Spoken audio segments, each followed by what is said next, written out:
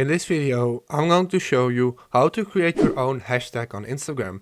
So as you can see, I'm on Instagram right now, and I'm going to show you step by step how to create your own hashtag. So first, create a new post.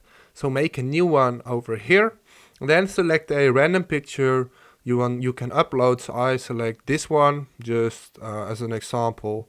Then hit next from here, and then hit next again. So from here you can add text. So just type in the hashtag you want. So hashtag how to simple 222. This one doesn't exist yet, so you can hit yes, and now it's going to upload. And now you can view your own hashtag. So let's go to the post. Yeah, there we go. This is the post. Let's go to it again, and as you can see in the description, the hashtag is there, how to simple 22.